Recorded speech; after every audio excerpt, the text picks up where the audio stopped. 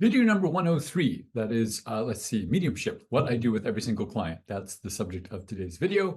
As always, please click the subscribe button down below if that interests you and watch on.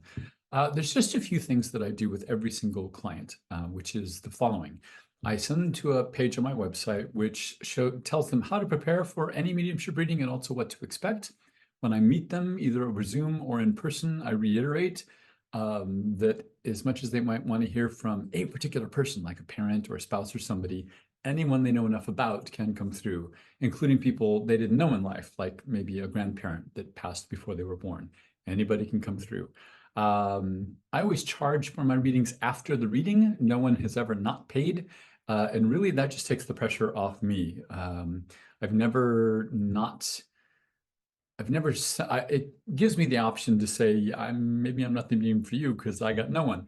That hasn't happened to me yet, thank goodness. And that does happen, by the way. I know a lot of professional mediums, like famous people. I don't want to mention them because that's their business, but they've told me either in classes or privately, oh yeah, sometimes I just tell people, you need someone else because I'm not aware of anyone for you. It's rare, but it can happen. The closest I've ever come to that is I actually told a woman, boy, I'm glad I charged at the end because I'm drawing a complete blank. And immediately, all of a sudden, I was aware of her sister and then her son and all these people. And so it just takes the pressure off to do that. Most importantly, and that's kind of the point of this video, is I provide an audio recording of the reading. Zoom will do this for you. If you record a Zoom session, it makes both a video and an audio file. Separately, but some people don't want to be recorded, their image recorded. So I just use an app on my phone. And then I upload the audio to the internet, an online folder, and they can watch it or download it from there. So the recording is nice for them to have because you know, they might not take notes fast enough. Many times people have listened to the audio and said, you know what? They message me afterward and they'll say, I said no to this, but it's absolutely yes. I don't know what I was thinking. So that's nice.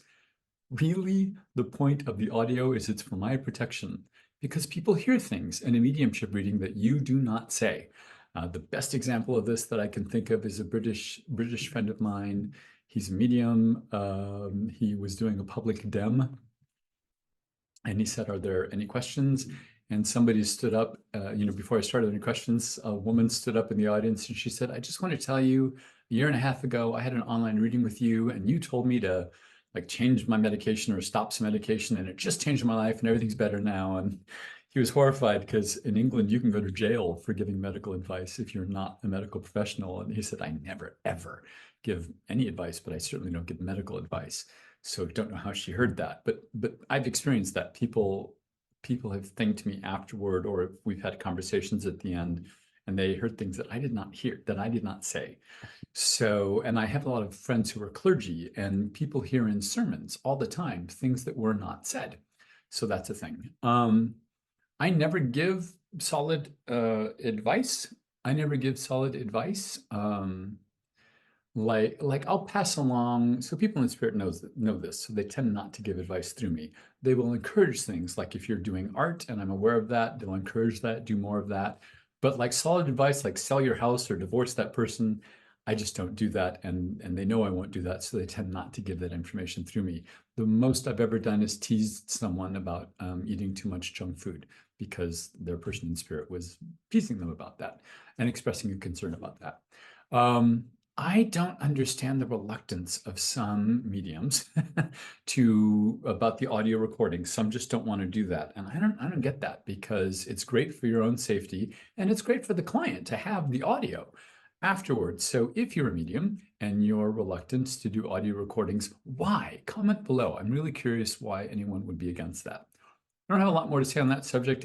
Next time, I'm going to talk about, as politely as I can, negative forces in the non-physical, which I tend not to believe in. But I know that people I love and respect have had some scary experiences, so I just want to give my thoughts on that subject. Until then, thank you for watching this time. And again, please click the subscribe button and see you next time. Thanks.